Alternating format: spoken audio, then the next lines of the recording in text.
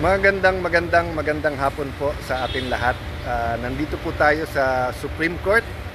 Ayan po, but this time around ho, hindi para sa Judicial and Bar Council, kung hindi para sa Senate Electoral Tribunal. So sa akin pong Facebook friends and family, magandang tanghali sa inyong lahat. Maayong udto sa kaninyong tanan. Sorry kung medyo busy at maraming naasikaso, but never too busy for you guys.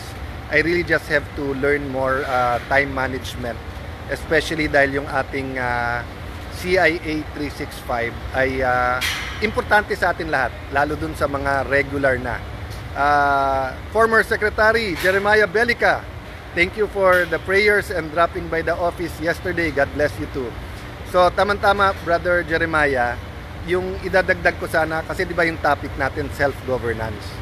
So yung korte, nandyan yan kasi pagka hindi magkasundo, kailangan may humusga. Di ba? Kailangan may hahatol.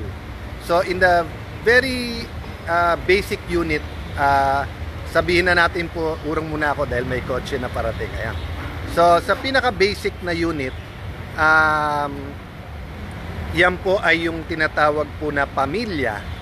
Diba? So, kung sino head ng family or sinong mediator, pag magkapatid nag-away at nandyan si ate o si kuya, o kaya si nanay, si tatay, si lolo, si lola, diba? In a village, ngayon barangay na, pero dati po, kahit papano may parang elder doon na pwedeng puntahan. In a church community, ganun din po, may elders usually dyan. Sa homeowners association, pag kayong magkapitbahay nag-aaway, may presidente yung homeowners association. So napaka-importante po na sa buhay ng isang tao, pagka may conflict, napaka-importante may rules, pero napaka-importante din po na may tribunal, may korte, may huhusga, may hahatol, no? So ipapagpatuloy ko yung topic at the right time, but I'd like to request for prayers, no? For our nation, for the witnesses, yung direction ng ating investigation. In the sense, maganda, sabi ko sa inyo, di ba, parang karaoke yan. Pag hindi mo pa inon yung makina at wala pang mic, walang gustong kumanta.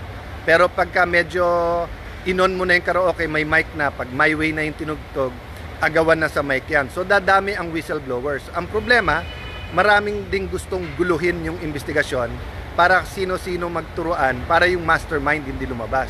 Tandaan nyo, yung mastermind ang may billion-billion talaga. So, again, eventually may hahatol niyan. May levels of judgment yan, di ba? Levels of analysis, research, kasama dyan yung ICI na we have to pray for them, wish them the best, no? I'll leave you with a biblical principle. Kung anong ating itatanim, yan ang ating aanihin. So, yan, sabi ni Glenn Biyup, law in the land must prevail. Yan, Danilo Cuevas, Diyos maray na aga sa Indugabos. Yan, mga Bicolano. Hi Dave, kamusta mga taga Paranaque? So anyway, have to go.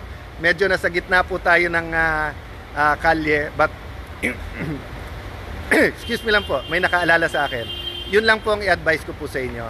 When you see our institutions, Malacanang, when you see po the Supreme Court, Senate, House, mga kapitolyo, mga city hall, pagdasal nyo po, no? Ialay nyo sa Panginoon, repentance, no? In behalf of your community, ask for repentance, continue encouraging the good leaders, and continue influencing the bad leaders. God bless you all. Mamaya po ulit, no? Mas mahaba-haba tayo mamaya.